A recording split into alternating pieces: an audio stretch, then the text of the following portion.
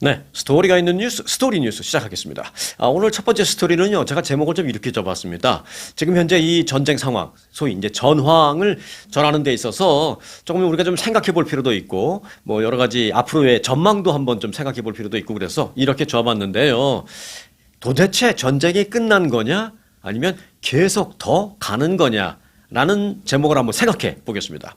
자, 미국의 대이란 전쟁을 지금 총괄 지휘하는 군대가 중부사령부거든요. 그 중부사령부의 사령관 브래들리 쿠퍼가 어제 갑자기 26일 전쟁 시작한 지 26일 됐는데 무슨 30일도 아니고 열흘도 아니고 100일도 아니고 그런데 26일이었는데 어제 갑자기 전황 브리핑을 했어요. 그러면서 뭐라 그러냐면 미국이 어제까지 이란의 10,000개 이상의 시설을 타격했다. 이렇게 보고를 했습니다. 브래드 쿠퍼 중부사령관은 어제 전황 브리핑에서 작전 개시 4주 차에 접어든 현재 이란이 국경 밖으로 어떤 실질적인 영향력을 즉 군사 영향력을 발휘할 만한 그런 능력을 많이 제거했는데 숫자로 말한다면 10,000개 이상의 시설을 타격했다. 뭐 이렇게 설명을 했습니다. 그러면서 조금 더 덧붙이기를 생각보다 작전이 생각보다 빨리 진행되는 면도 있다. 뭐 이렇게 얘기했습니다. 앞서 말씀드렸습니다만은 뭐 100일도 아니고 뭐 열흘도 아니고 뭐 50일도 아니고 26일이었던 어제 갑자기 이런 그 브리핑을 왜 했을까? 라는 생각 그리고 갑자기 굉장히 많이 우리가 10,000개 이상을 괴멸시켰다. 이란의 능력을 많이 괴멸시켰다. 또 생각보다 빨리 진행된다. 이런 얘기를 왜 했을까라는 생각을 한번 해보게 되죠 우리가. 자, 드디어 미국이 빠져나갈 뭐 좀 그만둘 이제 출구 전략 소위 엑싯 플랜을 빌드업하는 게 아니냐 뭐 이런 생각도 한번 해볼 만 하겠습니다. 자, 일단 브래들리 쿠퍼 사령관의 얘기를 조금 더 들어보겠습니다. 이렇게 말했습니다. 내가 지금 브리핑을 하러 이 자리에 나오기 불과 몇 시간 전에 딱 10,000번째 표적을 타격했다라고 말했습니다. 이거 딱 계획하고 했는지 모르겠습니다만은 그러면서 우리는 이란의 미사일 능력과 해군 능력의 3분의 2 이상을 손상시켰다. 그러면서 하지만 아직 끝나지 않았다. 뭐 이렇게 얘기했습니다. 그 어쩌라고요? 그래서 그런 생각이 듭니다. 그래서 제가 제목을 이 전쟁이 끝난 거냐, 아니면 뭐 계속 하는 거냐, 뭐 10,000개 이상을 타격했다. 그들의 능력을 거의 괴멸시켰다. 이란의 군사 능력의 3분의 2 이상을 손상시켰다. 사실 생각해보면 어떤 한 나라의 군사 능력의 3분의 2 이상이 괴멸됐다면 사실상 그 나라의 자주국방 능력은 없다라고 봐야 되겠죠. 근데 그렇게 해놓고 아직은 또 끝나지 않았다라고 여지를 좀 남겨놓는 이 여러 가지 때문에 좀 생각해 볼 게 좀 많다라는 그런 느낌입니다.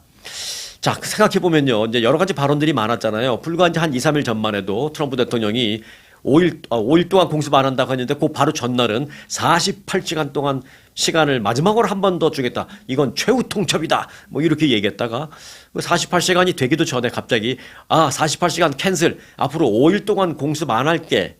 라고 했다가 4월 9일까지 종전을 우리는 목표로 하고 있다라는 말 하는 등등등 트럼프 대통령의 그 발언도 여러 가지가 좀 많이 있었습니다만은 그래서 그걸 다 취합해 보면 그래서 도대체 전쟁이 끝났다는 건지 곧 끝날 거라는 건지 아니면은 말만 그렇지 더 치열하게 하겠다는 것인지 조금 판단하기 어려운 그런 구석이 좀 있습니다. 자, 이런 가운데요. 이제 외교 노력도 없는 건 아닙니다. 이제 미국보다는 유엔이 조금 개입하려고 하고 있습니다.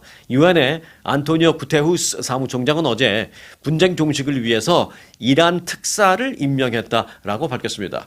트럼프 대통령은 기본적으로 유엔에 대한 신뢰가 없죠. 그래서 뭐 유엔에서 뭐 탈퇴하고 뭐 그러기도 합니다만은 유엔이 드디어 일단 나서기는 했습니다. 그런데 트럼프 대통령이 전 같으면 유엔 니들이 나서서 되는 것도 없어. 그리고 지금까지 뭐 한 게 뭐 있어. 맨날 여기저기 회원국들한테 돈이나 뜯어가려고 그러고 가장 우리 미국 제일 크고 제일 잘 산다고 우리의 미국한테 돈이나 뜯어가지 니들이 역할한 게 뭐 있어. 뭐 이러면서 감 비켜. 내가 알아서 할 테니까. 그럴 만도 한데요. 유엔 사무총장이 이란 특사를 임명했다고 발표했는데 미국에선 별 말이 지금 없습니다. 자, 유엔의 구테후스 총장은 어제 이제 이란 특사 임명 사실을 밝히는 기자회견 자리에서 이제는 긴장 고조의 사다리에 오르는 것을 좀 멈추고 외교의 사다리를 오르기 시작할 때다라고 말했습니다. 어찌 보면 이제 트럼프 대통령한테 하는 말이기도 한데도 트럼프 대통령은 별 얘기하지 않았습니다.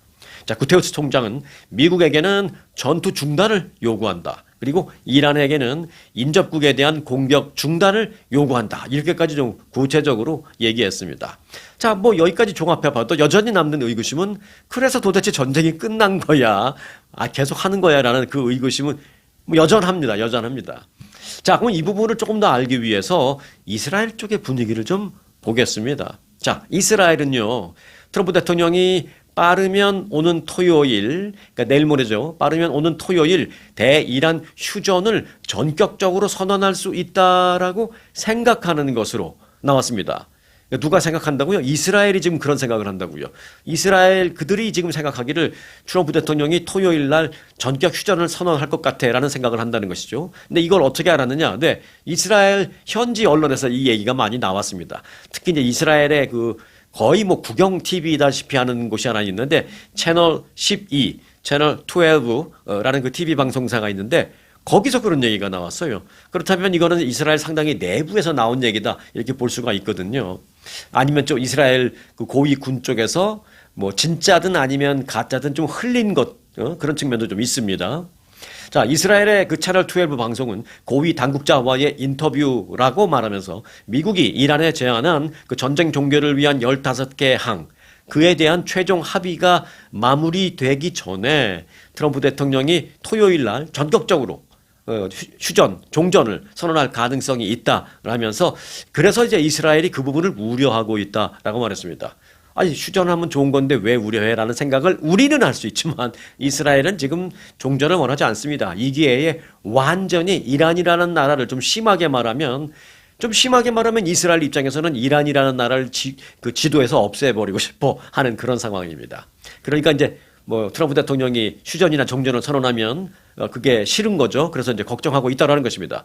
그래서 이에 대응해서 이스라엘 지도부는 트럼프 대통령의 휴전 선언을 하기 전에 좀 뭐 나름대로 우리도 준비를 해야 되는 거 아니야 이런 차원에서 오히려 토요일이 되기 전에 이란에 더 치명적인 타격을 입히기 위해서 핵심 타격 목표물이 뭐야? 자, 우리한테 한 48시간이 주어져 있는데 왜 여러분들 그러죠?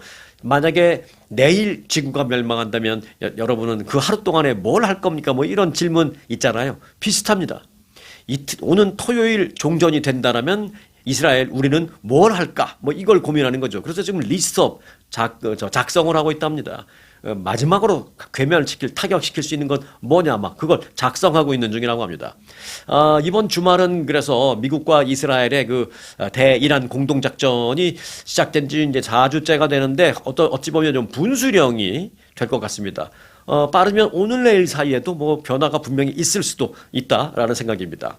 애초에 그 미국이 그 말한 것도 있죠. 4주에서 6주 뭐 이런 얘기 했잖아요. 그 4주를 기준으로 한다면 이제 이번 주말에 끝나는 것도 맞습니다. 어찌 보면. 자, 뭐 6주로 본다면 한 2주 더 가겠지만. 자, 이에 따라서 이제 이스라엘 당국자는 미국과 이란 사이에 구체적인 합의가 도출될 가능성, 어떤 굉장히 큰 틀에서 매우 흡족한, 양쪽이 흡족한 그런 합의가 이루어질 가능성은 높다라고 생각하지 않지만, 그럼에도 불구하고 어떤 기본적인 수준에서의 합의는 있을 수도 있지 않느냐. 이런 생각을 한다는 것입니다. 그래서 이스라엘이 지금 이제 마지막 타격을 할 리스트업 작성을 준비하고 있다는 것입니다. 자, 이 같은 분위기를 반영하듯 실제로 이 이스라엘의 네탄야후 총리는 어젯밤 이스라엘의 국방부 장관을 비롯해 군 참모총장 그리고 이제 모사드 국장, 모사드는 이제 대외 정보국이잖아요. 모사드 국장 등 수뇌부를 소집해서 긴급 대책 회의를 진행한 것으로 확인이 됐습니다. 그리고 이제 이스라엘 내각의 또 안보 관련 장관 회의가 있는데 그 내각의 안보 관련 장관 회의는 오늘 밤에 또 소집될 예정입니다. 자, 그래서 현재의 이제 전황을 제가 여러분들에게 좀 브리플리 간단하게 좀 간추려 드렸으니까 이런 여러 가지 재료를 바탕으로 해서 이제 판단은 여러분이 좀 하셔도 좋을 것 같습니다. 네, 여하튼 이번 주말 전까지 오늘부터 이번 주말까지 이번 대이란 전쟁의 어떤 분수령이 될 것은 뭐 거의 확실한 것 같다라는 그런 생각이 듭니다. 그야말로 뭐 오늘 아니면 내일도 토요일까지 안 가고 그 전에 오늘 내일 사이에서도 트럼프 대통령의 어떤 전격적인 발표가 있을지도 모르겠습니다. 전격적인 발표 있으면 어떤 내용인지 그리고 그 백그라운드는 뭔지 이런 것들 제가 아주 간단하게라도 간추려서 속보로라도 좀 전해드릴 테니까 혹시 구독 안 해놓으신 분들은 구독, 알람 함께 알람이 아니구나. 알림. 구독, 알림 함께 해 놓으시고 함께 해주시기 바라겠습니다. 자, 다음 스토리는요. 마가의 진짜 여론이 오늘부터 밝혀진다. 입니다. 자, 보세요. 이란 전쟁이 4주차에 접어들면서 협상과 어떤 협상과 그다음에 오히려 반대로 또 확전되는 둘 중에 어느 것이 될까? 뭐 그런 것 중대한 고비를 지금 맞은 시점이다라고 앞서 제가 설명을 드렸잖아요. 그런데 이런 아주 중차대한 지금 이 시점에 그 우파 진영의 최대 연례 정치 행사가 어제부터 개막이 됐습니다. 개막은 어제 했지만 이제 진짜 행사는 오늘부터입니다.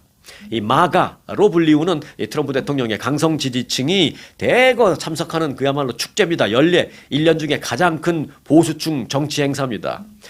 이란 전쟁 개시를 옹호하는 사람들과 이란 전쟁을 불필요한 개입이다라고 반대하는 비판하는 그런 사람들 사이에 어떤 균열이 분출되는 그런 계기가 될 수도 있을 것 같아서 이번 그 보수 진영의 정치 행사, 이 마가 행사가 지금 전 세계적으로 관심을 끌고 있습니다. 자, 보수 진영이 매년 봄 시즌, 매년 이 스프링 시즌에 개최하는 보수 정치 행동 회의, 번역하면 그런 정치 컨퍼런스인데 어제 텍사스주 달라스 인근에서 개막이 되었습니다. 이 나흘간의 일정으로 열리는 이 행사는요, 보수 진영의 유력 인사들이 총 출동하는 1년 중 보수 최대의 행사입니다. 트럼프 대통령은 매년 이 행사에 참석해서 지지층을 결집하고 뭐 연설하고 마가를 외치고 뭐 또 마가 지지층을 더 결집하고 하는 그런 행사는 많이 활용을 했죠. 그래서 이 행사의 원래 이름은 CPAC입니다. CPAC, CPAC. 그래서 Conservative Political Action Conference. 그래서 제가 앞서 이제 보수 정치 행동 회의 뭐 이렇게 이제 번역을 해서 말씀드렸는데 그래서 이제 앞자만 따서 CPAC이라고 부르거든요. 그런데 워낙 트럼프 대통령이 이 회의에 차지하는 비중도 크고 또 이 회의에 사실은 가장 중심되는 인물이 현 시대에서는 트럼프 대통령이기 때문에 원래 공식 이름은 CPAC인데 그 약간 별칭으로 이걸 T팩이라고 부릅니다. T팩. 트럼프의 앞자를 따서 그만큼 트럼프 대통령이 이제 이 행사에 중요합니다. 그런데 어제 개막된 이 행사의 그 연설자들 리스트업된 걸 쫙 봤더니 트럼프 대통령이 참석할지 안 할지 여부도 지금 불분명하게 나와 있지 않고 트럼프 대통령이 연설자 명단에 이름이 올라 있지 않습니다. 지금 T팩이 지금 좀 무색할 정도인 거죠. 자, 이는 이 마가 내부에 이미 의견 차가 좀 심해서 어떤 분열 양상을 좀 볼 가능성이 높다? 뭐 이렇게도 우리가 풀이할 수 있을 것 같습니다. 실제로 이번 행사에는요, 이란 전쟁을 두고 상반된 그런 견해를 공개적으로 표명해온 그런 마가 인사들이, 그러니까 상반됐다라는 제 표현은 뭐냐면 반대 의견을 표출한 그런 이 마가 인사들이 대거 참석해서 이제 오늘부터 연설할 예정입니다. 만약에 이게 보수 진영의 행사, CPAC, 즉 마가의 행사가 아니다라고 이제 모르고 이렇게 보면 이게 마가 행사인지 민주당과 공화당이 어떤 대결을 벌이는 그런 행사인지 좀 헷갈릴 수도 있을 거예요. 그만큼 이번 전쟁에 반대하는 그런 연설을 할 사람들이 보니까 꽤 있더라고요. 자, 이 반대 연설을 할 인사의 그 리스트도 이미 확정이 됐습니다. 이번 이란 전쟁이 제대로 풀리지 않으면 지지 기반을 잃게 될 것이다. 즉 공화당의 탄탄한 마가 지지 기반을 잃을 것이다라고 계속해서 전쟁 초기부터 강하게 비판을 해온 대표적인 인물 스티브 배넌도 오늘 연설을 할 이름으로 인사로 이름이 올려져 있습니다. 스티브 배넌은 뭐 너무 잘 아시잖아요. 트럼프 대통령의 그 전에 오래된 책사죠. 그리고 뭐 소위 말해서 극우 논객, 초강경파 극우 논객으로 유명한 사람이잖아요. 스티브 배넌. 그런 사람이 이번 전쟁에 반대 연설을 하러 무대에 오른다라는 것입니다. 또 반대 연설에는 이번 트럼프 2기 행정부 그 법무장관의 낙점이 됐다가 떨어졌죠. 네, 결국은 이제 되진 않았죠. 맷 게이츠 연방 하원의원, 전 의원이죠. 전 연방 하원의원도 이제 연사로 나서서 이번 전쟁에 반대 연설을 할 것이다라는 것입니다. 맷 게이츠는 미국이 이스라엘과 그 너무 밀접한 관계를 유지하고 있다라면서 이번 전쟁에 대한 반대도 반대지만 이번 전쟁은 우리 미국의 전쟁이 아니라 이스라엘을 위해서 대리해주는 전쟁이다. 또 이스라엘의 어떤 회유나 압박이나 뭐 압박까지는 아니겠죠. 회유나 어떤 로비나 뭐 이런 거에 좀 휩쓸려서 우리가 그 발을 디딘 그런 측면이 너무 강하다. 우리가 할 필요가 없는 전쟁이었다. 그들의 전쟁이었는데 이 미국이 왜 자꾸 해외에 개입 안 한다고 하면서 이렇게 공식적으로 피를 흘리는 개입을 하느냐 이러면서 굉장히 반대했습니다. 맷 게이츠 전 하원 의원이. 이 사람도 이제 오늘 올라서 전쟁 반대 연설을 할 것이라는 것이죠. 이게 다가 아닙니다. 팍스 뉴스. 팍스 뉴스는 뭐 대표적인 보수 채널이잖아요. 이 팍스 뉴스 출신의 보수 논객 다 아실 거예요. 터커 칼슨. 이 터커 칼슨도 오늘 연단에 올라서 전쟁 반대 연설을 할 예정으로 있습니다. 그러니 듣기 싫은 말 듣기 싫어하는 본인한테 막 잔소리 같은 거 하기 뭐 이런 거 나 듣기 싫은 말 같은 걸 좀 안 들으려고 하는 게 굉장히 심하신 트럼프 대통령이 이 자리에 나올 리가 없죠. 네. 그래서 참석 안 할 것 같습니다. 트럼프 대통령은 아예 연설 뭐 시간도 없고요. 자, 뭐 그렇습니다만은 전쟁 지지 연설도 뭐 만만치는 않습니다. 텍사스주의 그 연방 상원의원인 테드 크루즈가 전쟁 지지의 대표적인 인사입니다.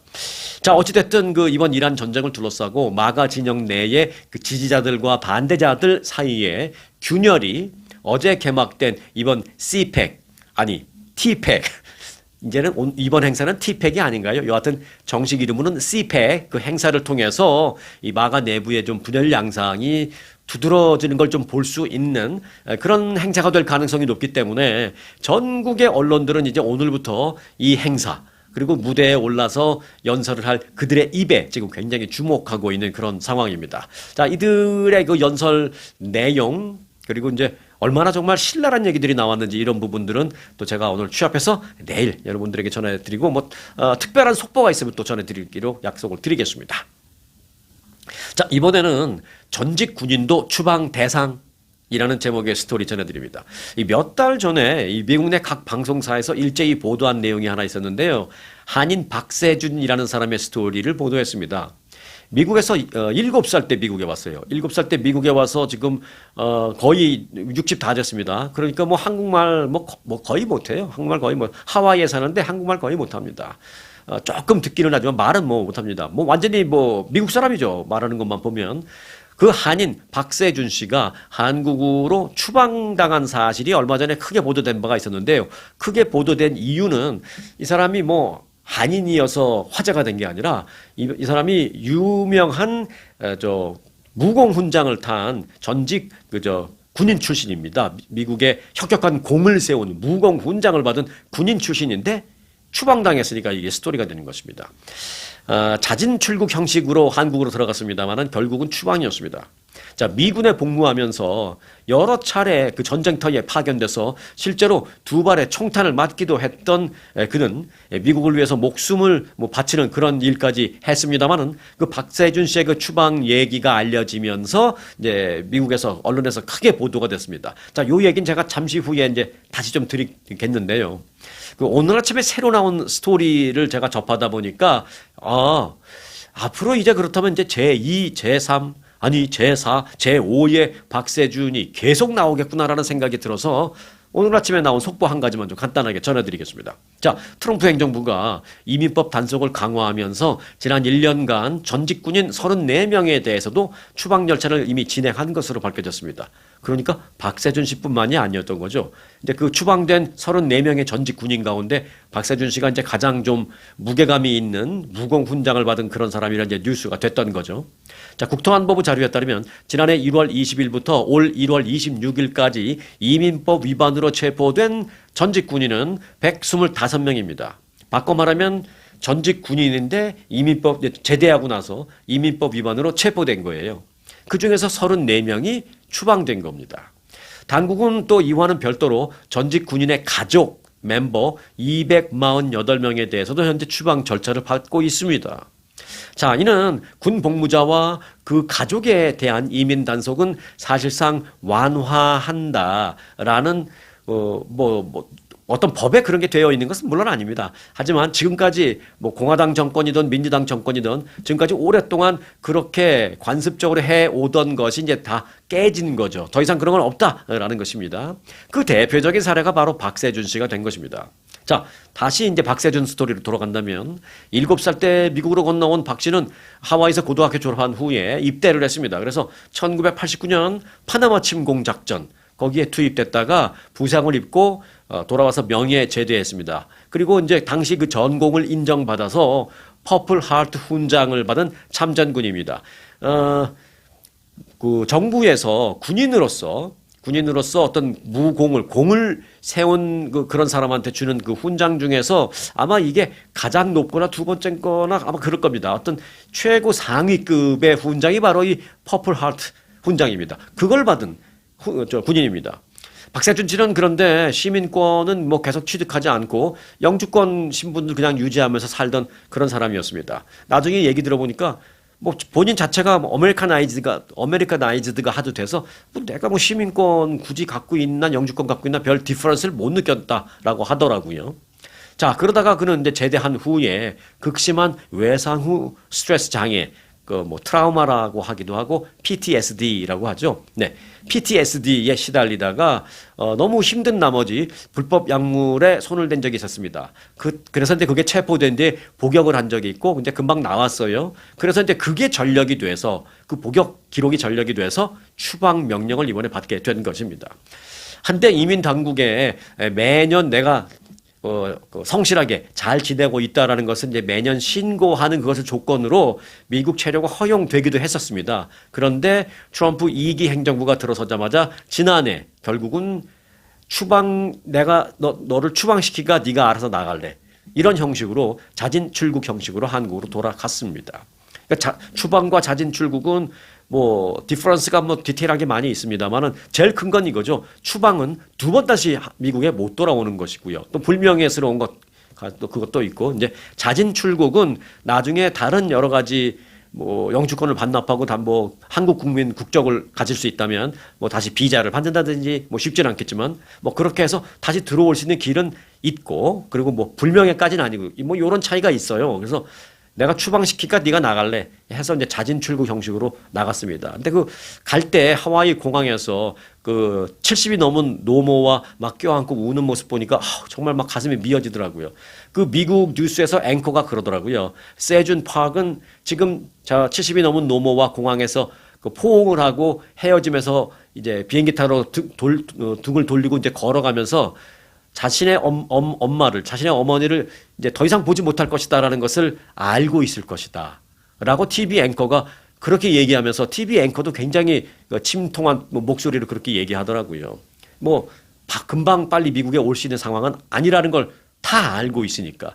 그러니까 이 내 어머니를 두 번 다시 못 볼 것이다라고 생각하고 포옹하고 돌았을 때 그 마음이 어떻겠습니까? 그러니까 가족을 찢어놓은 거죠, 어찌 보면. 네. 자, 그래서 이제 그의 그 추방은 정치권에서도 논란이 많이 됐습니다. 민주당의 유력한 정치인이죠. 엘리자베스 워렌 상원의원 성명서를 내고 트럼프 행정부가 전직 군인들의 복무에 이 감사하는 방식이 그들과 그들 가족을 미국에서 추방하는 것이냐? 뭐 이렇게 성명서를 내고 비판하기도 했습니다. 자, 미군은 그런데 그 미군에 들어오라고 왜 그 리크루트 하잖아요. 뭐라죠? 모병 하잖아요. 리크루트 할 때 그 홍보하는 내용 중에 이런 게 있습니다. 이민자들도 입대를 장려합니다. 이민자들도 들어갈 수 있습니다. 그리고 이민자들이 그 미국 군대에 들어오면 신속하게 귀화 혜택을 제공하고 신속하게 시민권을 딸 수 있게 해주고, 그리고 중요한 건 가족들에게도 일정 기간 체류를 보장하는 그런 혜택이 있습니다라고 막 홍보를 하고 있어요. 그런데 어찌 보면 이 중에 또 일정 부분은 지금 이런 여러 가지 상황으로 보면 사실에 부합하지 않는 것도 분명히 있는 것이죠. 자, 그렇다면 미군의 그 이민자들은 얼마나 되느냐? 현재 미국의 군대에 복무 중인 이민자 출신 현역병은 26,708명입니다. 어제자로 26,708명. 또한 이제 예비군과 주방위군에도 이민자 출신 한 23,300명 정도 있는 것으로 알려지고 있습니다. 그런데 이제 지금 같은 상황이 계속 반복된다면 결국은 그렇다면 이제 제2, 제3의 박세준이 나오겠구나라는 생각을 하게 돼서 이 스토리를 좀 전해드렸습니다. 자, 다음 스토리는 공화당 자기 집에서도 패배했다라는 스토리를 좀 전해드리겠습니다.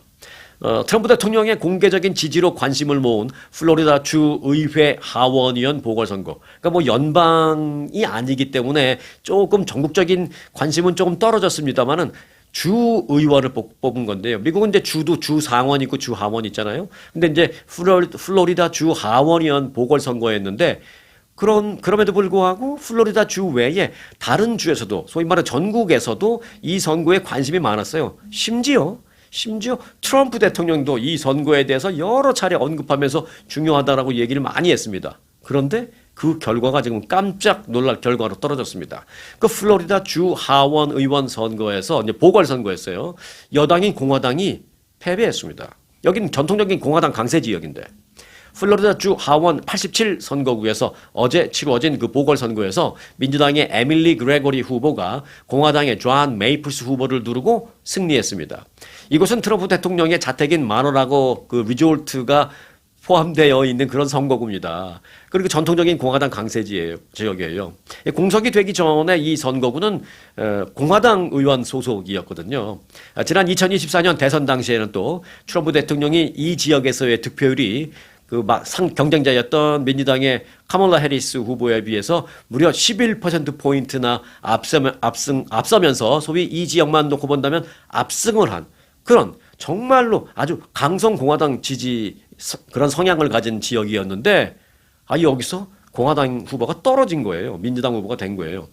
심지어는 트럼프 대통령은 이 주 하원 선거였지만 이 보궐선거를 향해서 뭐라 그랬냐면 very important special election 이라면서 very important 뭐 special 이렇게 뭐 강조할 수 있는 형용사는 다 동원해서 아주 특별한 선거다라면서 공화당 후보를 공개적으로 지지하는 발언을 여러 번 했는데 결과적으로 떨어지면서 오히려 트럼프 대통령의 정치적 타격이 입게 됐다. 뭐 이런 얘기가 나왔습니다. 실제로 이 민주당 후보도 자기가 될 거라고 생각을 안 했었나 봐요. 인터뷰할 때 그러더라고요.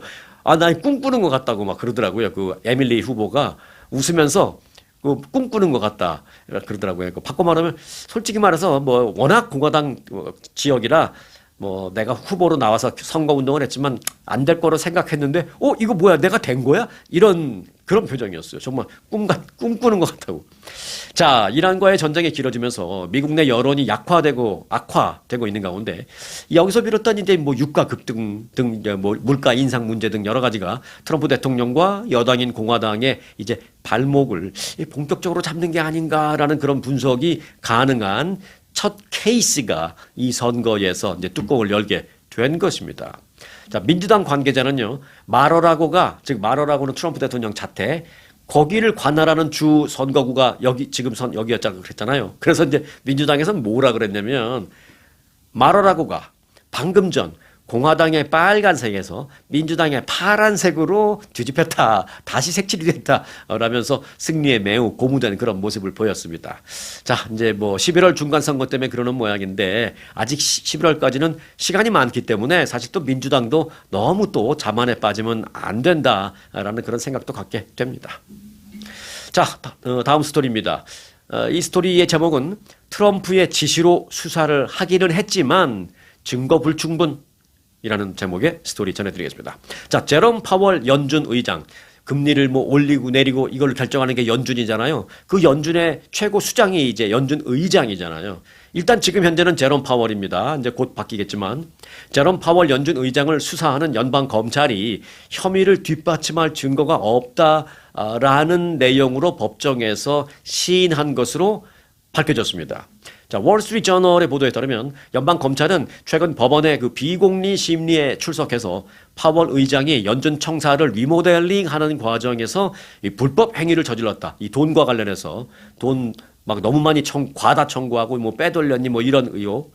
그런 부분과 관련해서 수사를 했는데 수사를 한 이유는 이제 트럼프 대통령이 그렇게 의혹을 제기하고 막 압박을 가했죠. 그거 수사해야 한다고. 그래서 이제 연방 검찰이 수사를 하긴 했는데 트럼프 대통령의 그런 의혹 주장을 뒷받침할 만한 증거를 하나도 찾지 못했다라고 연방 검찰이 법원에서 그렇게 시인한 겁니다.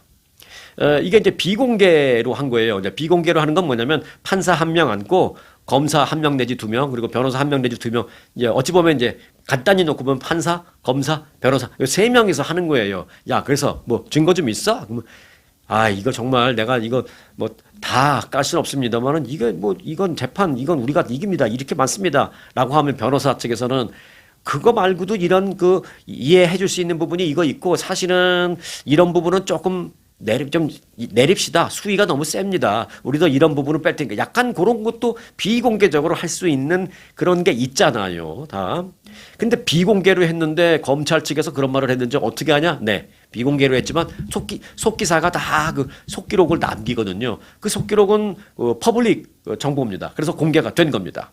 자, 연방검찰은 뭐라 그랬냐면 사기와 같은 범죄의 증거가 있는지에 대한 법원의 즉 판사의 질문이 있었는데 그 질문에 대해서 현 시점에서는 모르겠습니다. 라고 답변을 했다는 것입니다. 속기록에 그렇게 나와요. 그리고 리모델링 비용이 적절해 보이지 않는다라는 트럼프 대통령의 지시에 따라서 수사를 시작했지만 증거를 지금 이 시점까지는 증거를 찾을 수가 없었습니다.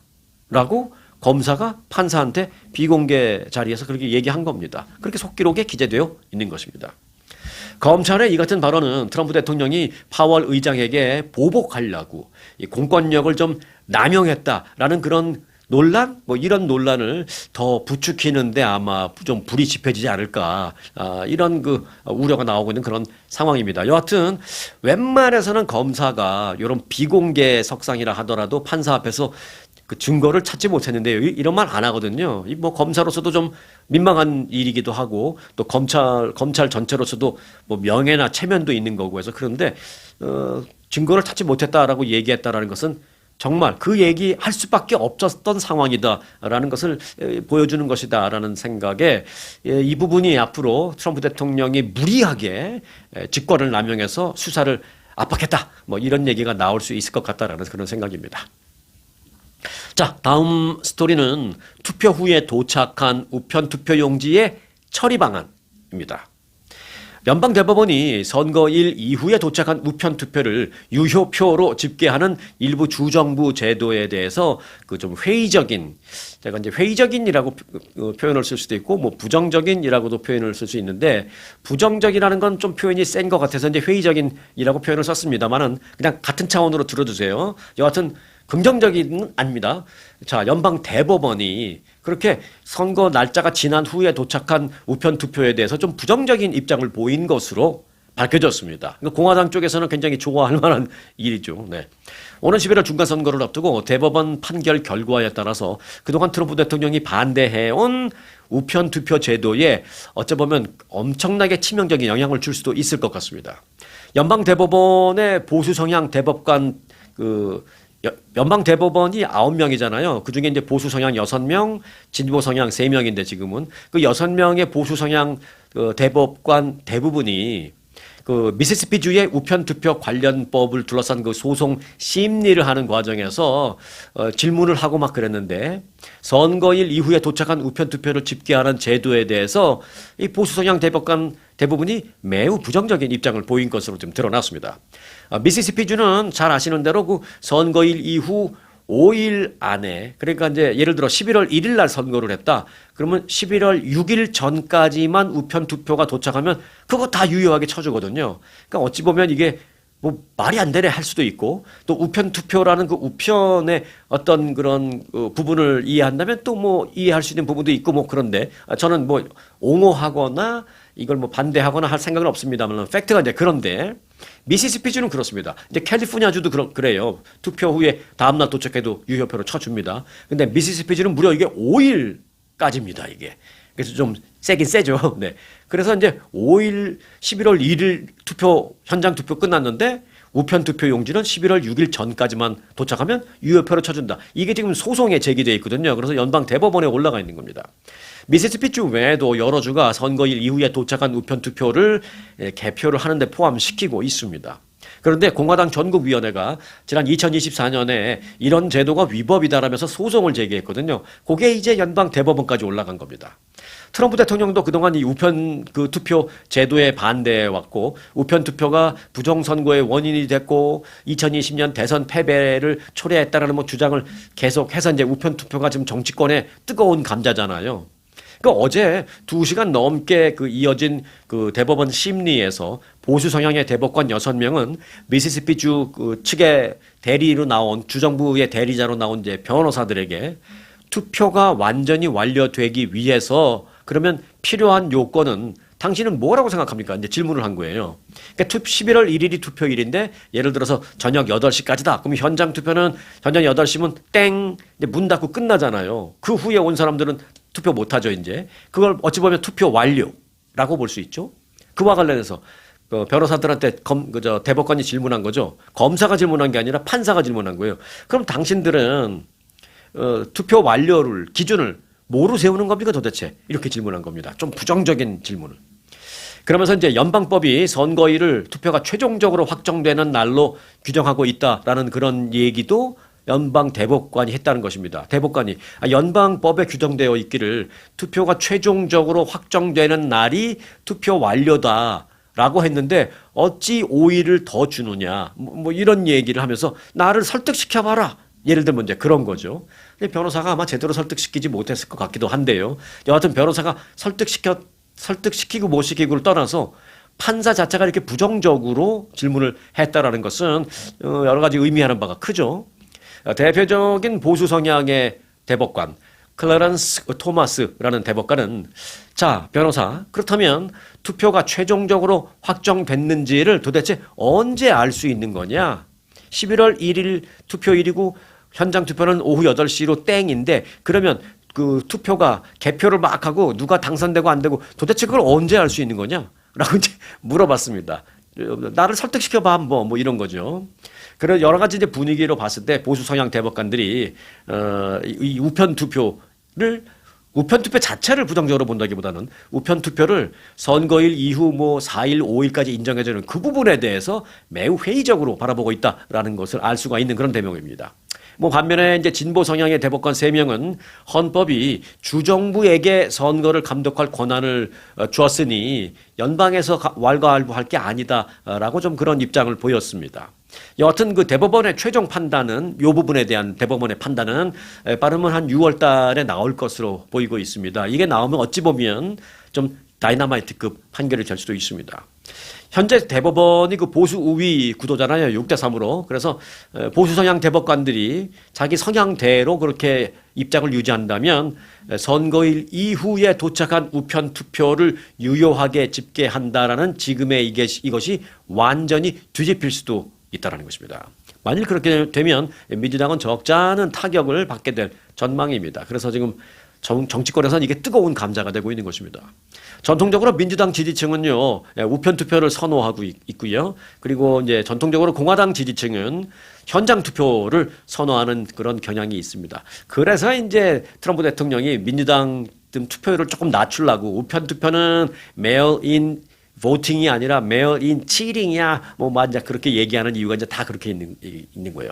그런데 혹시 어제 영상을 안 보신 분들 계시나요? 어제 영상 안 보신 분들을 위해서 한 줄만 다시 말씀드린다면 그런데 트럼프 대통령은 본인이 그 우편 투표는 치링이야 사기야 막 하면서 본인은 지난번 그 선거할 때 이번 앞서 말씀드렸던 그 플로리다 주 그거 선거 할 때 트럼프 대통령은 우편 투표한 것으로 밝혀졌습니다. 이 기록 선거국의 그 관리국의 선거관리국 보니까 트럼프 대통령은 우편 투표한 걸로 나왔습니다. 꼭 그 전에 투표할 때도 그랬고요. 계속 말하라고 자택에서 우편 투표하는 것으로 나왔습니다. 본인은 저거는 가짜다, 조작이다, 사기다 하면서 왜 본인은 우편 투표 할까요? 그래서 제가 어제 영상에서 말씀드렸죠. 제가 하면 남이 하면 불륜, 내가 하면 로맨스 뭐 이런 건가? 그 일월 아니면 설명이 안 된다라고 이제 어제 말씀드렸는데 이건 뭐 어제 보신 분들은 이제 다 아실 테니까 여기까지만 하도록 하겠습니다. 자, 오늘은 뭐 어떻게 하다 보니까요. 이 생활 정보 소식이나 뭐 건강 관련 소식 이런 거는 하나도 전해드리질 못했네요. 건강 관련 소식은 내일 한 가지 좀 전해드릴 게 있습니다. 이 양파와 관련된 건데요. 아주 쉽게 우리가 또 아주 싸게 구할 수 있는 그 양파가 그렇게 좋은 줄 몰랐습니다. 내일은 양파 관련 건강 정보 소식 한 가지 전해드리고 내일은 또 생활 정보 관련 소식도 좀 많이 전해드리겠습니다. 오늘은 이제 주로 이란 전쟁과 뭐 정치권 관련 뉴스를 하다 보니까 벌써 시간이 이렇게 많이 갔네요. 뭐 뉴스가 뭐 마음대로 나오는 건 아니니까 여러분들이 이해해 주시리라고 믿습니다. 자, 오늘 편안한 하루 되시기 바라겠습니다. 오늘 영상 마칩니다. 아주 특별한 아주 즐거운 아주 기분이 좋은 아주 편안한 아주 행복한 아주 추억의 남을 같은 코스 같은 일정이라도 추억은 차이가 납니다. 고객 만족도 1등 아주 투어. 내 인생 최고의 순간 1등 여행 아주 좋은 아주 투어 아주 좋은 213-388-4000